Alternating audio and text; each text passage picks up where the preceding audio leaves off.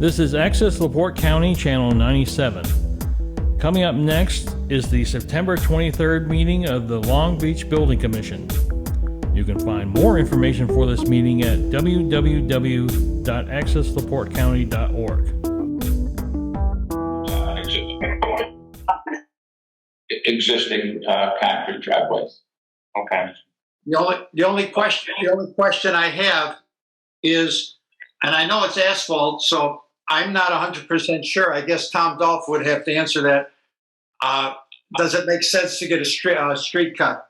I don't know if they need one or not. Does anybody know?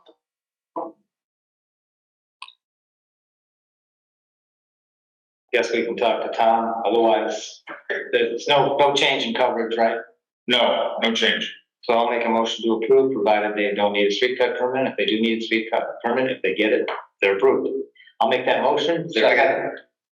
Joe, you in favor? I'll go along with that. I'm in favor. Pete? Yes. John Coker? Yes. Roy Schmidt? Yes. Ann Clausen? Yes. Okay. 2061 Lakeshore Drive, modification of the interior and the foundation. There's no change to footprint.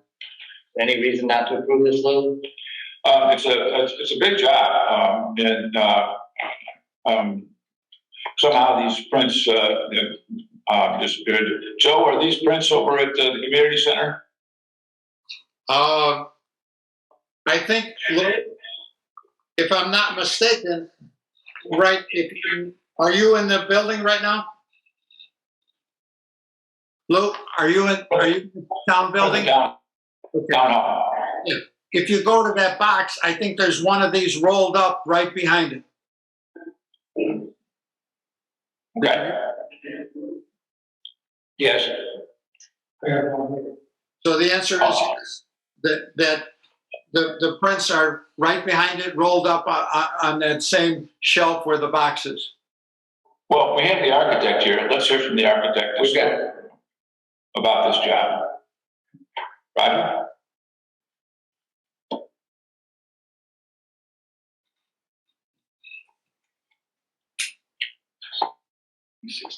Yeah, just I want to go ahead and describe the job to us. Sure, okay. The job is mostly interior remodeling, except for one wall on the entrance, on the right side of the entrance as you come in. That we're going to rebuild the wall because of some structural failure in the foundation. Otherwise, all the work is interior, other than the back deck, which is going to be upgraded, not enlarged, just upgraded. And Mr. Portes, before you go further, just so we can be clear, we all know who you are, but will you identify yourself and where you're from? Okay. Roger Portes, architect with DH2W here in Michigan City. Thank you. So there's no footprint change in the deck in the back? No. Are you replacing the entire deck? Pardon? Are you replacing the entire deck? I believe so, yes. Okay. Yeah. Now, and the foundation work, does that involve exterior work? It does involve a little bit of exterior work on that. Would be the west side of the building in the front. But the foundation is in compromise due to structural failure, and we need to that entire wall is going to be replaced. Okay. so just to double check, so Roger, you're the architect and Dunescape Construction is the builder, is that correct? That's correct. Actually, the drawings were given to me to review and to modify for the site and location. I'm not the original architect for the project, but been asked by Bill.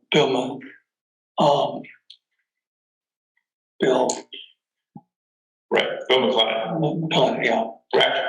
Mm-hmm. Bill McLennan, right? Right. Yeah. He asked whether I would review the plans for him and made some changes as necessary. One of the things that's included is changing out one wall substituting a beam in its place to open the space up more on the inside. And that's all shown on the drawings. structural design of that is indicated on the drawings. That's a load bearing wall. Yes, sir. And you've approved the structural. Yes, I designed the new walls, new beam for it. Thank you. Is there going to be easy access for any of the heavy machinery that's going to come in to do the foundation work? Right, it's right in the front, up on the right side. Right in the front. There is enough work. There's, yeah. Good. Roger, that application, you said something about replacing a deck. I don't see that under the job description. On the permit application. It's not replacing the deck, it's replacing the cover, the material forming the deck floor. Yeah, so shouldn't that be on the job description? I mean, your job description says existing structure to be updated with new windows, new kitchen, remodeled bathrooms, deconversion of bedroom to a master bath suite, foundation work to reconstruct family foundation. But the deck's going to be replaced. That should be in the job description. Okay. Is it just the decking that you're talking about replacing? Okay, not the structure. Okay.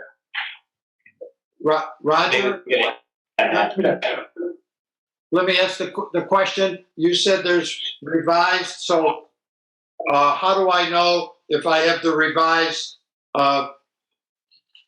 permits and drawings? Is that something that for sure is what we received, or is there something after this?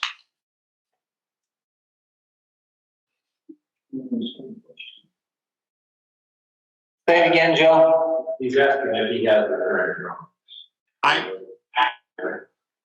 I just want, the only question Roger is saying that there were some changes made, and the only question I have is, this permit we received on September 2nd, and all the drawings we received, are those the new ones, or are these still the old ones? The drawings that you have are the latest edition of the drawings. Okay. I ran a number of copies for Mr. McGlinda, and I assume that he distributed those copies. So. Let me just ask you that. You're assuming here. How would I identify, just by some notation someplace, what the newest copy would be? Is there a date on it or something? Did you submit two sets of prints to us? We have No. a revised version. I got prints just yesterday on a PDF, Joe. Yeah, but What's the designation on your prints there that says this is the revised edition? I see one part of the edition is August 3rd, and I'm just trying to find out. Okay. August 3rd. August 3rd. August 3rd. I'm trying to look at everything I have. So is August 3rd the latest version? Roger? No, the drawings that I have are dated 3/20 this year, March 20. Well, the drawings that I have, well, the 2 is left off. Oh, I don't know what 2 it is. Now I see it. Because the date on here is 8-3-202, and I don't have a final number behind it, so I have no idea what these are.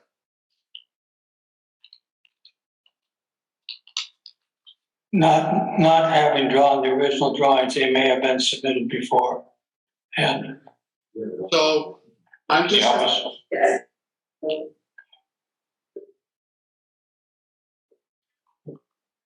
Go ahead. Thank you. Introduce yourself, please. I'm Mary Parati, I'm the homeowner, and there was only one set that Roger did. We had some preliminary plans drawn up by a decorator, but Roger did the final plans, there's only one set. Then it doesn't appear we could have two sets of prints here. We've really only got one set of prints, right? Yeah. Okay, you got the right set of prints, Joe. And just to speak quickly to the back deck, all we're doing is we're not changing the footings, we're just going from wood to composite. Yeah, I guess my only point is I'm the permit, it ought to be on the job description. Sure. Yep. So Roger, what we're gonna need from you is, to, resubmit this, as is, just simply adding the fact that you're replacing the decking on the deck, okay? Oh, okay. Right, I mean, simple, just write it in on the one we've got, and we can go from there, right? Yeah, I'd make a motion to approve the permit application. Second. Any other discussion? Joe, are you in favor? No, I'm gonna abstain on this one. I'm in favor. Pete? Yes. John Coker? Yes. Joy Schmidt? Yes. Ken Glassman? Yes. Cool. Okay, I'll get Thank that, you. I'll get that to you as soon as I can. Yes, please. Thank you. Thank you. okay. 2522 Oriole Trail, patio retaining wall landscaping, non-conforming lot by size, 10,709 square feet, which is less than 12,000 square feet. New total coverage will not exceed 35% of the 10,709 lot size. Permit should be approved for recent non-conforming ordinance changes. So basically what he's saying is, yes, it's a non-conforming lot, but they're not going above 35%, and therefore it should be. Yeah, we were originally presented with this, application in June, before the non-conforming, new non-conforming, ordinance was, in place. We had to deny it at that point. At this point, yes, it's a small lot, but by ordinance, we can now accept, additional coverage up to 35%. Yeah. Which is what we have here on this application. They're getting to, where's the number? Less than 35.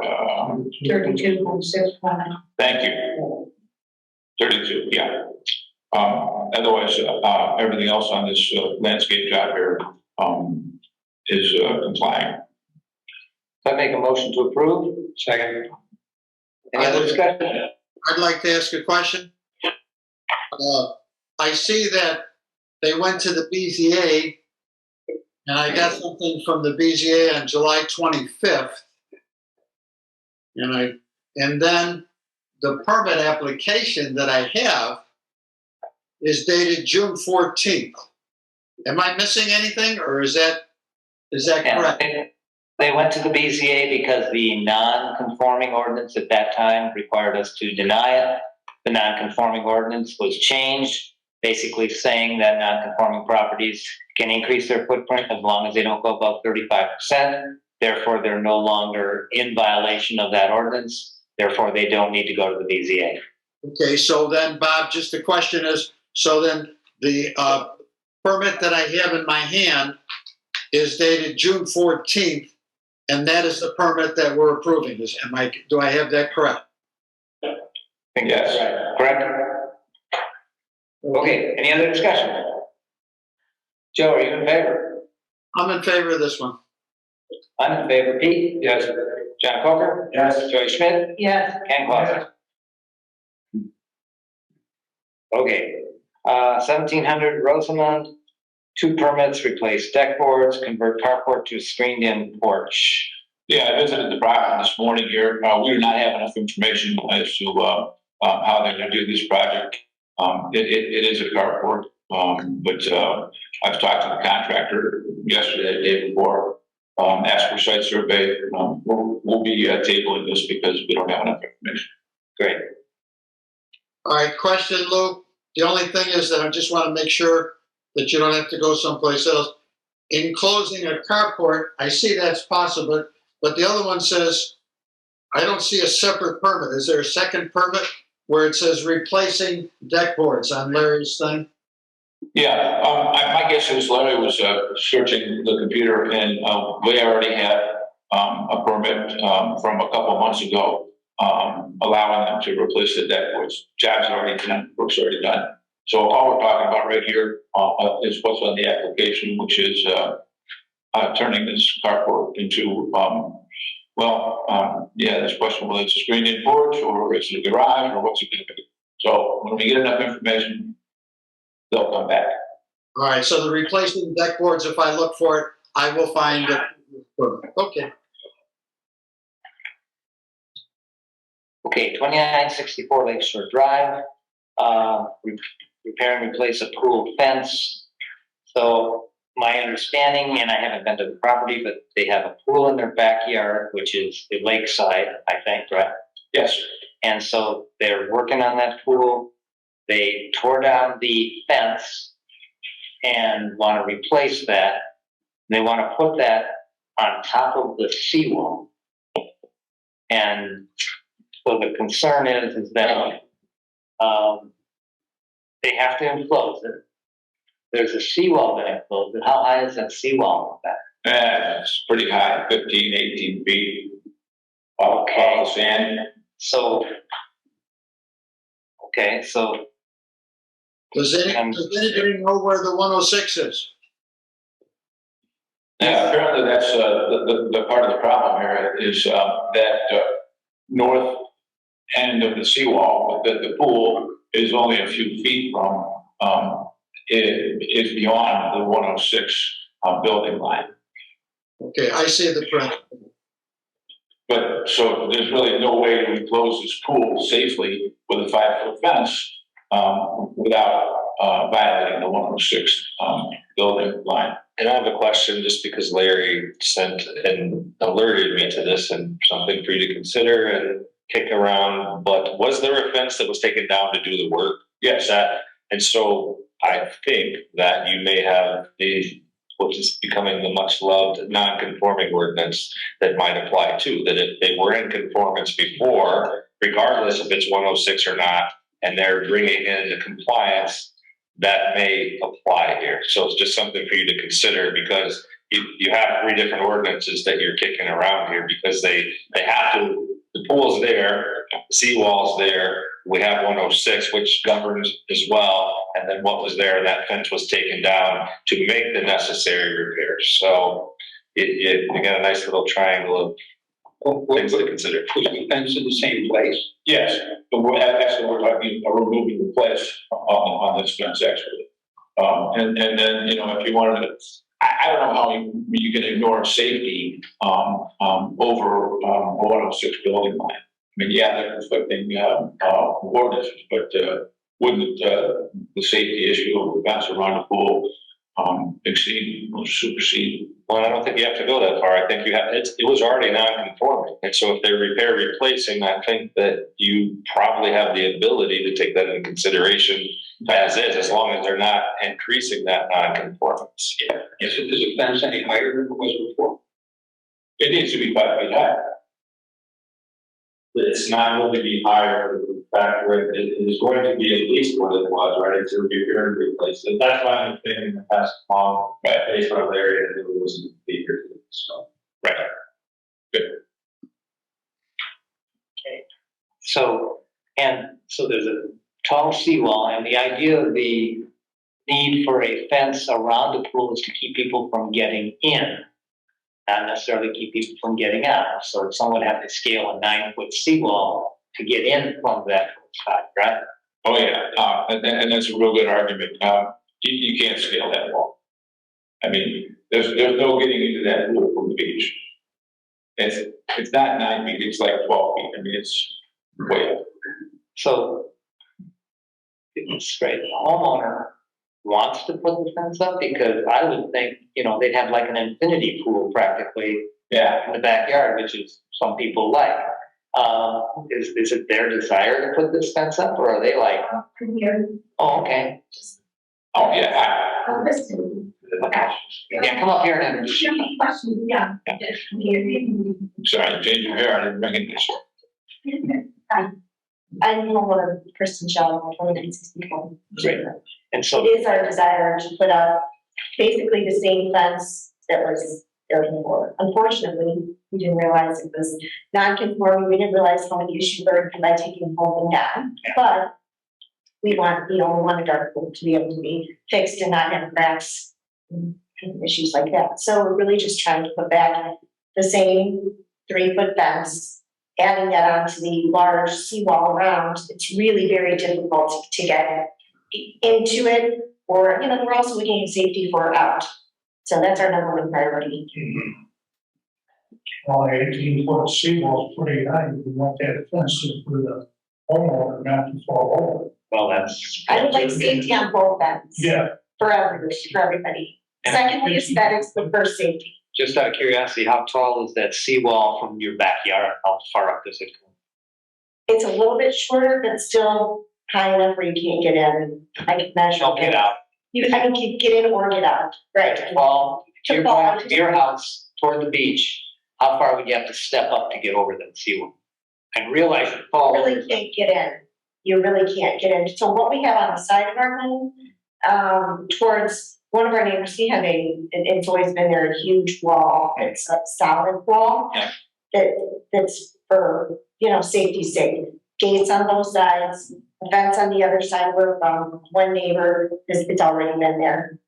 What we're just looking to do is link up to that other fence on the lakeside and then close the gap between the current wall and, the other side of the development. And just basically fill what was previously there for safety. So I don't want anyone wandering in or again, like someone just stepping out there at night from my house and wandering off. I think Bob was asking, how high is your seawall above the grade? Back to the lot, is it the knee wall a couple feet high, is it flush? No, Is it sort of as part of the fence? part of it's hard to explain, but the side of the house has a giant wall, basically, on the side. I know you've seen it before, but it's hard to probably remember because I had some other work done. There's a really large wall. And then there's always at least, I would say, there's no even grade going from the back patio which is surrounding the pool. There's never an even grade walking straight out onto the beach or the yard. So it's always going to be a drop off, maybe 4 to 5 feet.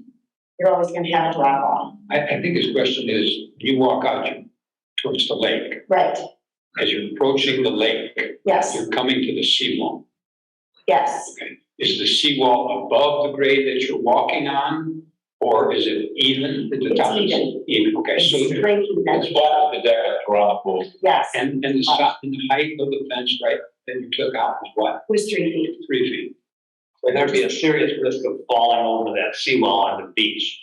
Pardon? There'd be a serious risk of falling over that seawall onto the beach because you said it's flush with the grade of your backyard. Oh, a serious risk. Yes. Okay. Yes. And when you walk straight out, you could just, drop. Yep. If you don't have a fence. And that's what I'm just trying to. Yep.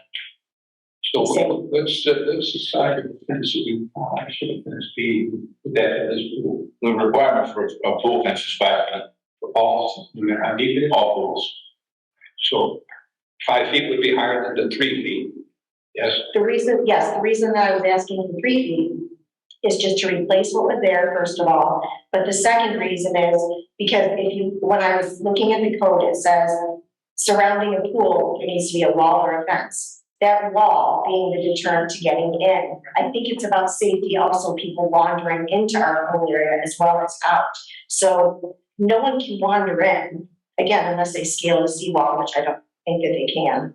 And so putting that 3-foot fence up around kind of gives you a barrier of, we all know the sand shifts. I mean, I've lived in this area since I was little, but it's not going to shift so high that it's ever equal. And if it did, we would change the fence.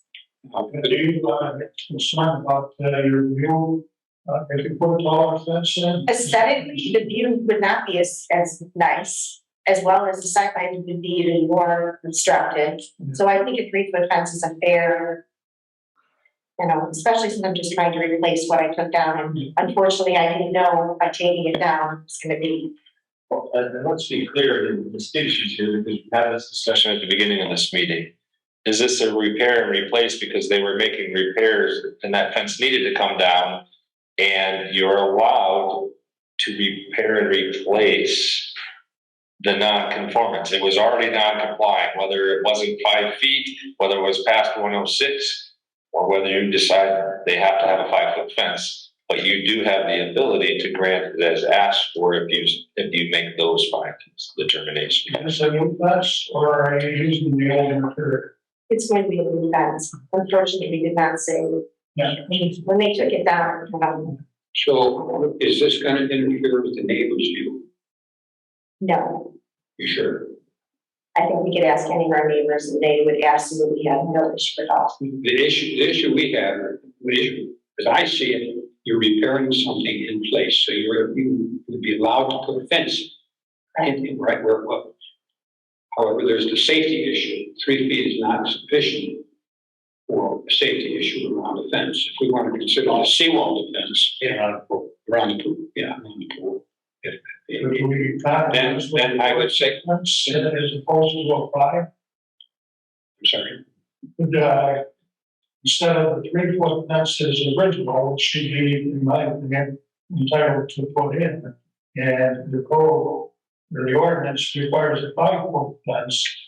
We make allowance for a 4-foot fence, which I feel would be adequate to address the safety and also for the aesthetics, the minimize the impact of the roof fence.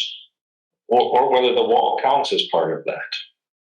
I mean, it requires a wall and or a Well, fence, so it's flush with the ground, and so the fence is everything. The seawall isn't. well, If we want to consider the seawall part of the fence, which I would be willing to do, then as far as I'm concerned, the 3-foot fence would be adequate. because if they didn't have a seawall, they could have a fence all the way down that was that high. I think we need a variance. Obviously, that's an extreme example, but I believe that's an avenue that you could choose to take, that the seawall is part of or an extension of that. The issue with fences around pools is to prevent people from getting into the pool. Correct. I've never seen anything that says, if you're drunk and you fall out. So I'd say that. Can I ask? If it's a 3-foot fence, then I would be willing to do that. Can I ask a question, please? Go ahead, Bill. All right, ma'am, I'm looking at your house right now on Beacon, and I can see where you're talking about the seawall, the metal seawall, and on the picture of Beacon, you have on 3 sides, there's a fence. Am I correct? There's, and then the house is the other side. And the fence that's there now that runs north and south is where you're working on the fence that goes east and west. Am I correct? Yes, on the lake side and I guess at least west side, yes. Now, just by looking at what's out there now and what was there, so when you put in that east-west portion, is it going to be the same height as the north-south portion is now?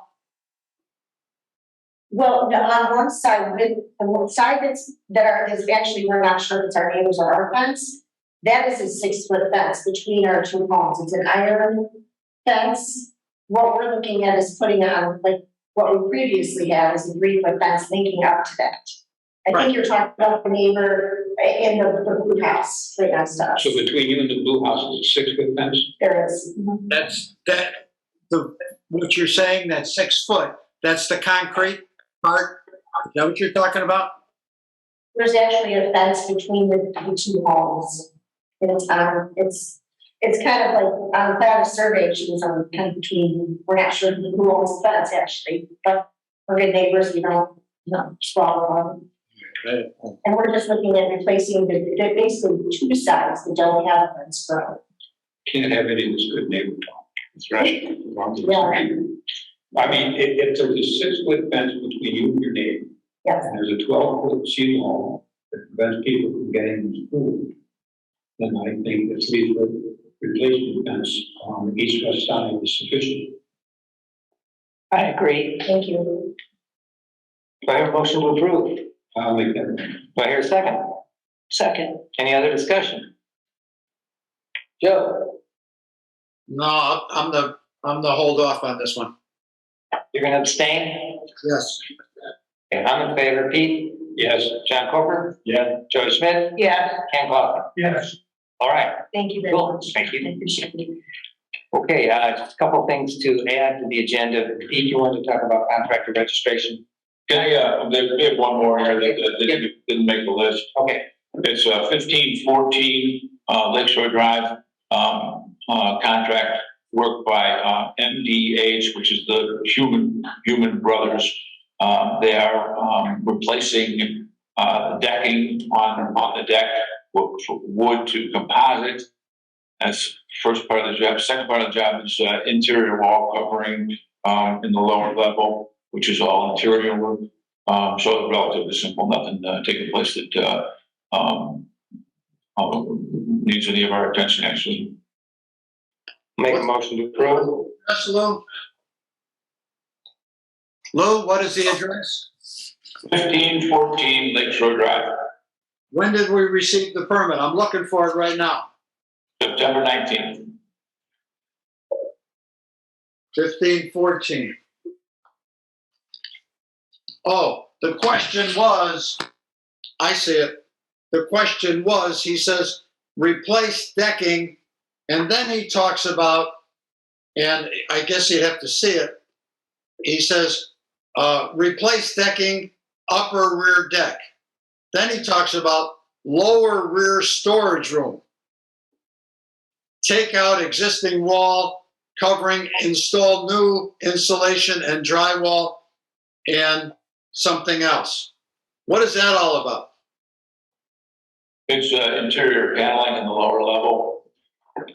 But it's underneath, it's the lower level that's underneath the deck?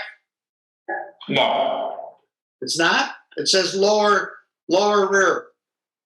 it's in the house. Do we have a survey of where all this stuff is? Oh, So we don't know where the 106 or anything else is. Well, it's just repair and replace. Right? Right. I don't know about you guys and, all right. I'm not, you need to approve this? I mean, I'm surprised Larry and I didn't do it earlier this week. Yeah, I would think this could be approved by them. Yeah. I'm good with that. All right. Pete, you wanted to talk about contractor registration. Okay. Things, contract registration, I'll start with that. Unregistered contractors, you guys feel about it, I think it's a disaster. Saturday and Sunday, everybody should know. Somebody's cousins, somebody's buddies, and this and that. We get construction that goes on, the town is not bonded, the town contractors are not registered. The town is liable for some of this stuff, if problems occur. I've read that we have $100 fine, which is a non-instrument. We've had several in the past who totally ignored us, and it's continuing under construction. And we apparently have no other means but to cite them. We have a $100 fine, many of which go unpaid. I'd like to suggest that we recommend, and I sent everybody a memo on August 29th. I'd like to recommend, or suggest that we recommend to the council that we increase the fine to $750 for the registered contract. All I know is that this has caused us nothing but grief. That's all I got to say about it. Well, Pete, these folks who are unregistered working on properties, they're not working on their own. They're being hired by the owners. So are these fines that we're finding now, are they going to the contractor or to the owner? Oh, no, contractor registration fines are going to the contractor. Well, I would like to suggest that we send them to the owner. I mean, the owner hired these people to do the work, right? Correct.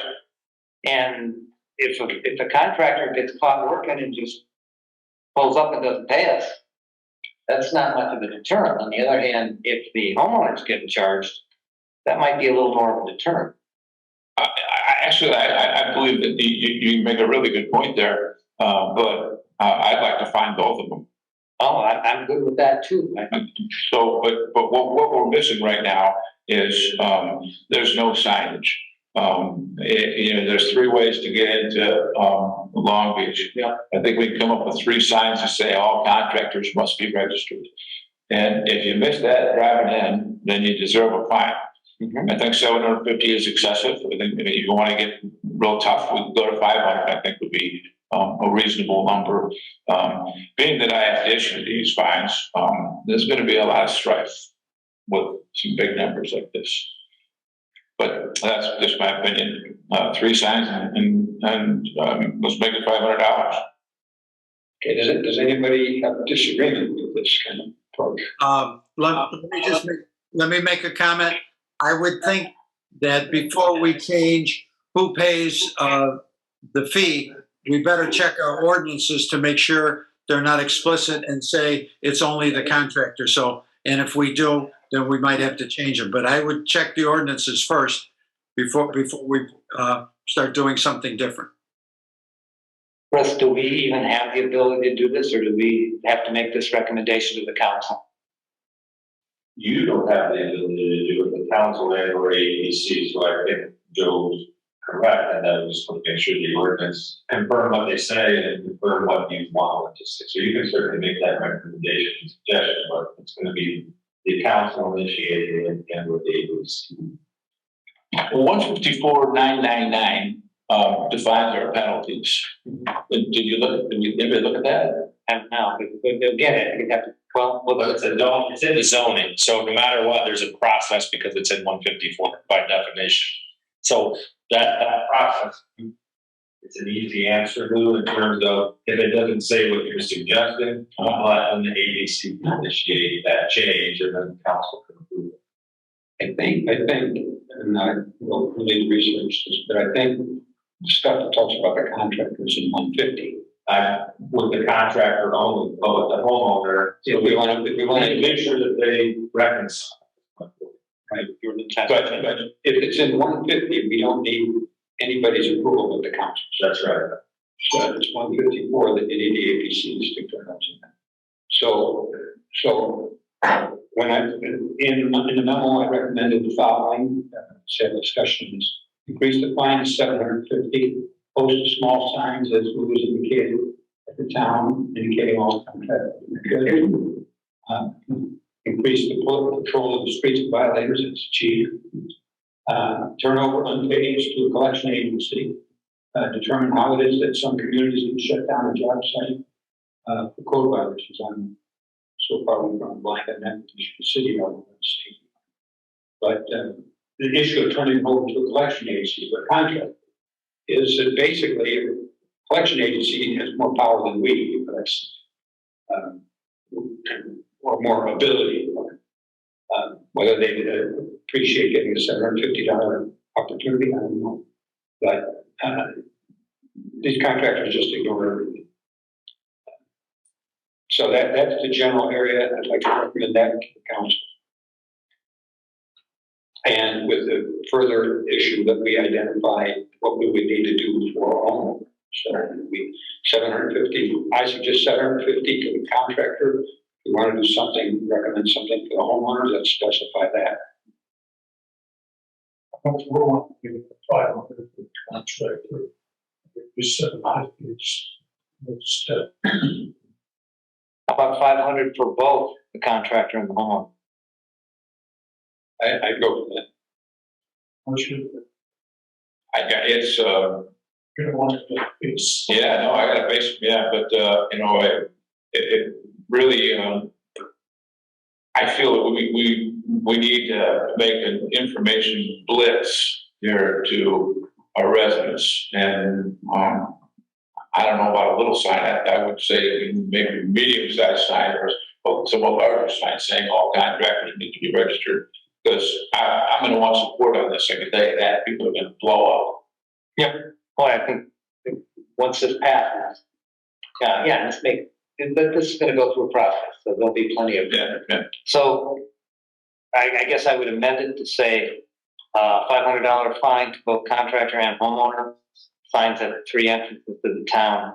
That would be a recommendation to the APC from the building commission. Is that right?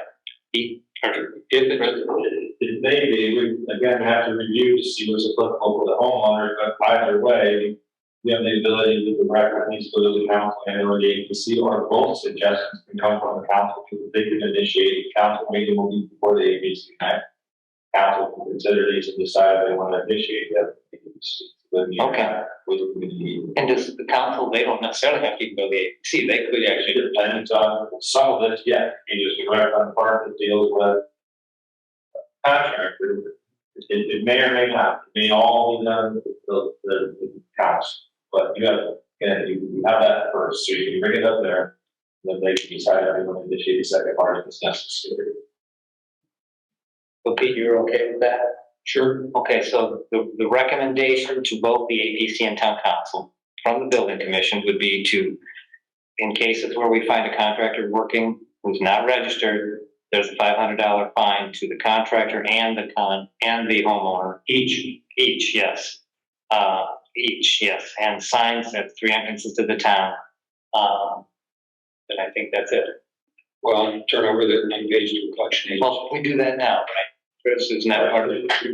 Now, what do we issue? Well, we take it to court, right? Or most people should say that they've been paying, or those contractors are out there, you have a couple that you may never. But I saw with today of Mr. Wilson, so you can decide on some collection agency. I don't know if we can collect anything if we're not involved in that.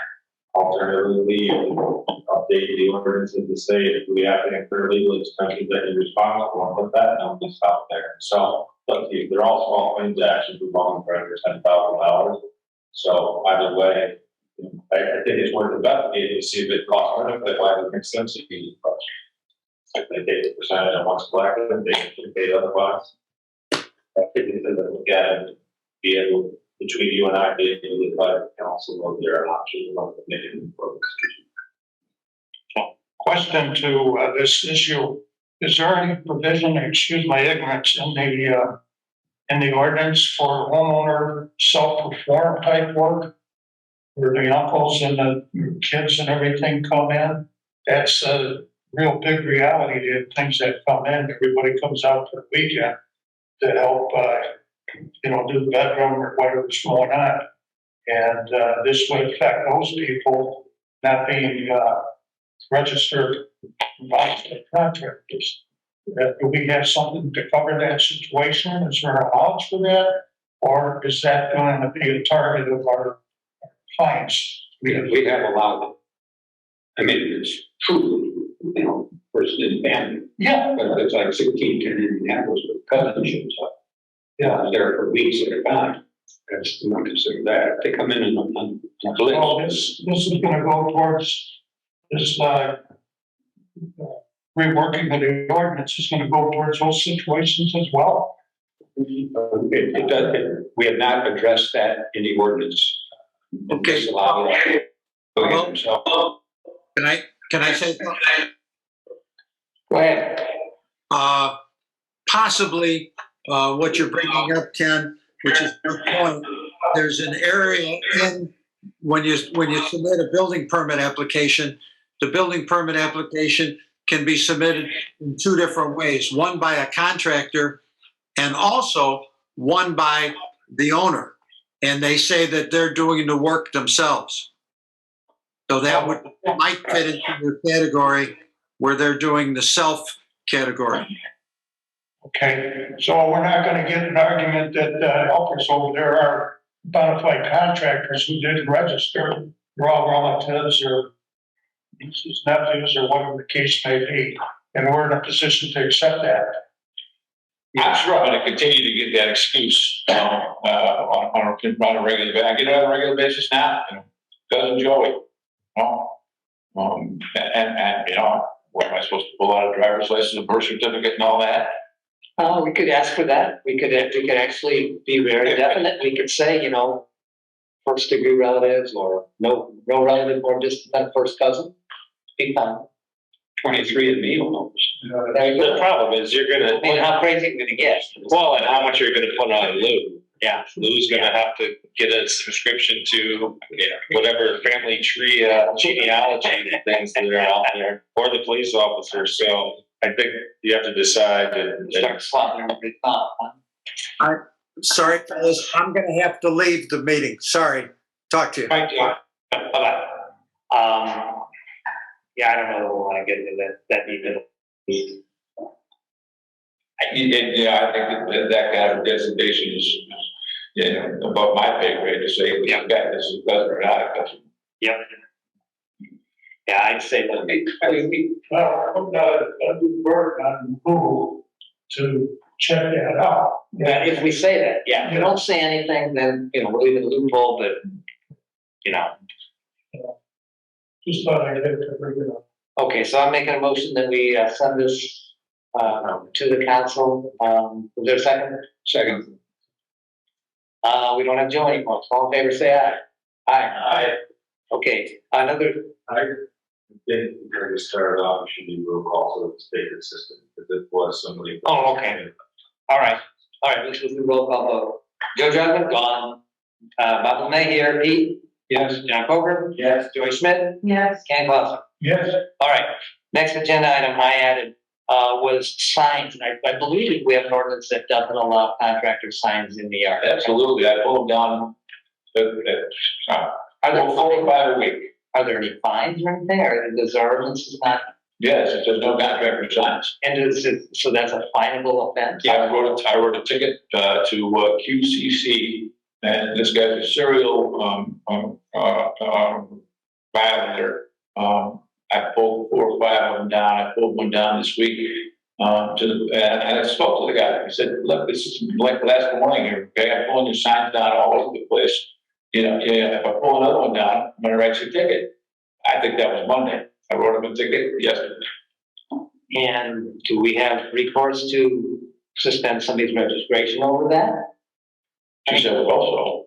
I mean, this is getting crazy, because I know there's one on Oakenwall, the end of Oakenwall by the country club on the south side of the road. And then I saw one on Chesterton the last couple of days too.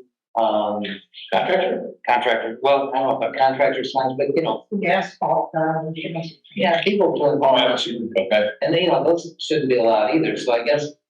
So to answer your question, you obviously, based on the procedures you laid out in the code, you do have the ability, I do counsel you to take into consideration the severity of things. So suspending licenses, et cetera, you just cited somebody, but it may be worthy of sending them a letter and a copy of the ordinance to remind them as a courtesy, because suspending the ability to pull permits in your town, that's a significant thing. Doesn't mean that you cannot do that, but it involves a lot of time, money, effort, procedure to do that. So it may be worthy to be proactive, especially like your serial guy. You've cited him already, but to say we are going to take action, especially those that repeatedly do it. So yes, you do have the ability. The question is, do you go through all that process for a sign, or can you be proactive and try to nip it in the bud? Obviously Lou is going crazy by having to chase such things. Well, here's the complication here. QCC, and I got into this with the Deanna, considers themselves the service industry. They clean carpets, blow out heating ducts. They're kind of a cleaning service company, and they're not registered. And we have other service companies that aren't registered either. And she kind of tells me, where's the fine line on registering a contractor that does services like perhaps, repairing a washing machine. Is that a contractor that needs to be registered? I mean, well, the issue is whether they are or aren't. The answer is, let's look and see if there isn't a definition. You get to determine what that is, and you get to review the code. And so if you decide those are people that should be pulled into that purview and they're not covered, that's something you should address. If they're not, then you leave it as is. Or you could split hairs on that, and I don't know, and I haven't reviewed those. But if the determination is that you want someone like that to be included, then we need to address it and review it and make adjustments or add where necessary. But the first issue, the sign, clearly, the first issue, nobody gets to put signs. well, realtors and political signs are allowed, yet not contractors. Right. And I pull them down all the time, guys. Okay. So maybe if there's the serial one to send on a letter to them, or the determine the needs, he has that citation, maybe that'll get their attention. If not, Now, why don't you give us a report on what's going on next meeting, and we can decide, is this worth pursuing any further? Does that sound okay? Okay, I'm sorry, what do you want? We've given this one a ticket already. Yeah. Why don't you give us a report on what's happened with that?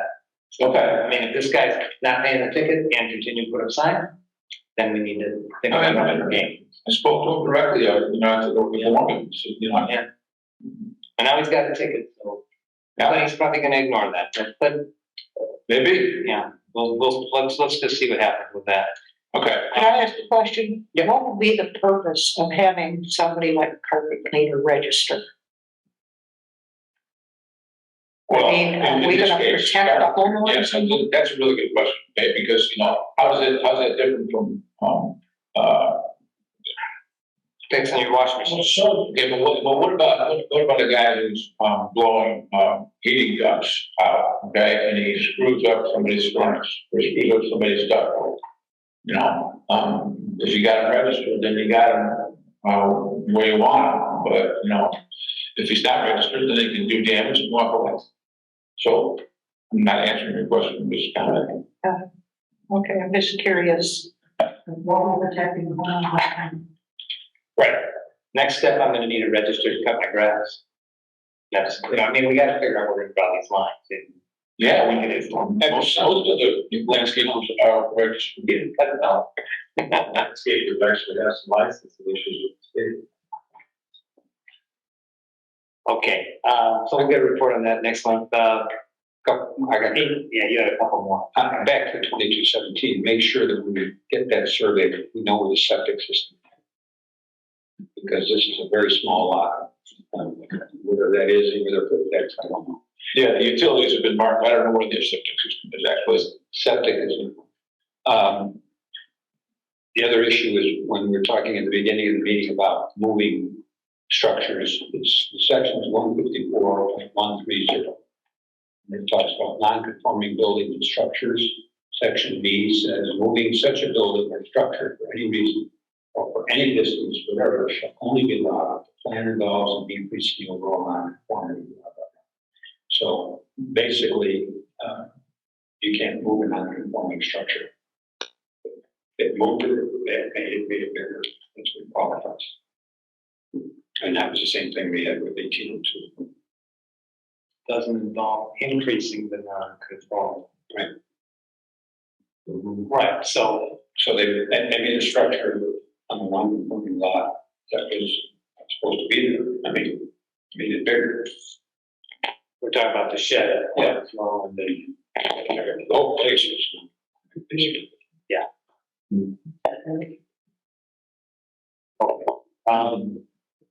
Anybody have any other issues? I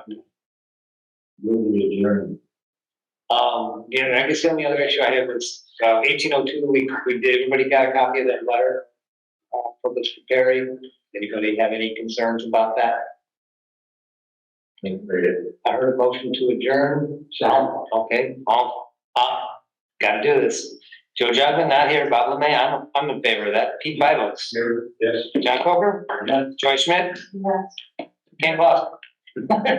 You're on the side here, Ken. Renee? Okay, thank you. Okay. Okay. That's good. That was good.